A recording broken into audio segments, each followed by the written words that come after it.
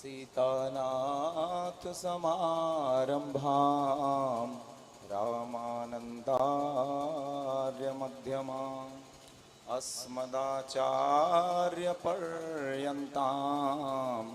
वन्दे गुरु परम्पराम् राघवं रामचन्द्रं च रावणारिं रमापतिं राजीवलोचनं रामं तं वन्दे रघुनन्दनम् रामं रामानुजं सीतां भरतं भरतानुजं सुग्रीवं वायुसूनं च प्रणमामि पुनः पुनः।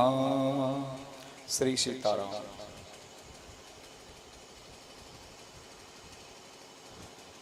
आज सबसे पहले हमारे लिए ही बड़े सौभाग्य की बात है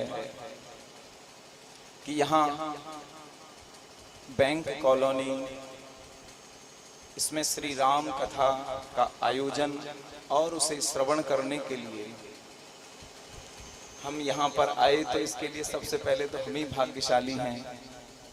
और दूसरा, जिन्होंने इस राम कथा यानी रामनगर कॉलोनी और ये जो बैंक कॉलोनी है जिसने सामूहिक रूप से श्री राम कथा का पूर्ण सहयोग के साथ में इसका आयोजन किया है, वह वास्तव में बड़े धन्यवाद के पात्र हैं, भाग्यशाली हैं। और सबसे बड़ी बात है कि यहाँ पर व्यासासीन श्री अखिलेश जी गौड़ जो श्री राम कथा के जो प्रवक्ता हैं, उनके लिए मेरा सत सत नमन है। क्योंकि वास्तव में देखिए, ये जो राम कथा है, हम सब चौपाई जानते हैं, राम कथा सुंदर करतारी संशय विहंग उड़ावन हारी। राम कथा जो होती है वो क्या है? वह एक प्रकार से इसको ताली की उपमा दी गई है। जैसे मान लीजिए कोई भी व्यक्ति है, किसी वृक्ष के नीचे बैठा हुआ है, और वृक्ष के नीचे जब वो बैठा होता है तो उसे कहीं ना कहीं क्या है, एक संशय बना रहता है कि भाई ऊपर कोई पक्षी तो नहीं है, तो ये रहता है उसके मन में।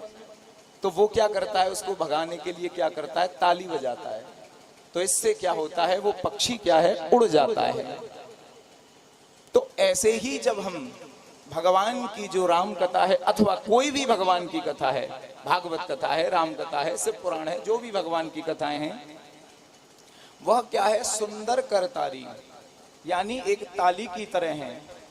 और जो हमारे जीवन के जो संशय रूपी विहंग हैं, यानी जो पक्षी हैं, वो सब उड़ जाते हैं। जितनी भी हमारे जीवन की समस्याएं होती हैं, और हमें यदि लगता है कि हमें हमारी समस्या का समाधान क्या होगा, तो बस आपको एक कार्य करना है, आप सत्संग में जाना आरंभ कर दो। बस दूसरा कोई उपाय नहीं है। भगवान की कथाओं को आप श्रवण करना आरंभ कर दीजिए। तो इससे क्या होगा कि आपके जो मन में जो प्रश्न चल रहे हैं, उन सब का उत्तर श्री व्यास जी के माध्यम से अपने आप ही 9 दिवस में अपने आप इसका उत्तर निकल आएगा। आपको अलग से पूछने की कोई आवश्यकता नहीं है। ये है राम कथा। देखिए, वास्तव में एक शब्द है वेदों में, ऋग्वेद में एक शब्द है मनुर्भव। मनुर्भव का अर्थ होता है कि मनुष्य बनिए। लेकिन जब ये बात आती है कि मनुष्य बनो, मनुष्य बनो, सब संत कह रहे हैं मनुष्य बनो, तो क्या हम मनुष्य नहीं हैं क्या? भाई, जिस दिन हम माता के गर्भ से आ गए उसी दिन हम मनुष्य हो गए थे, क्योंकि जो मनु की संतान है वो मनुष्य हो गया। लेकिन फिर भी क्यों हमारे शास्त्र कह रहे हैं कि भाई हमको मनुष्य बनना चाहिए? इसका अर्थ क्या है कि देखिए, यदि जो मनुष्य के कर्तव्य हैं उनका यदि हम पालन नहीं कर रहे हैं, तो इसका मतलब ये है कि हम मनुष्य नहीं हैं। क्योंकि देखिए, ये शाम न विद्या न तपो न दानम ज्ञानम न शीलम न गुणो न धर्म ते मृत्यलोके भविभार भूता मनुष्य रूपेण मृगाश्चरन्ति। जिन व्यक्तियों के अंदर न विद्या है, न कोई तप है, न दान की प्रवृत्ति है, न किसी प्रकार का कोई सात्विक भाव है, तो वह क्या है, ते मर्त्यलोके भविभार भूता मनुष्य रूपेण मृगाश्चरन्ति। वह क्या है, केवल एक पशु की भांति अपना जीवन यापन कर रहे हैं इस पृथ्वी मंडल पर, और इससे ज्यादा कुछ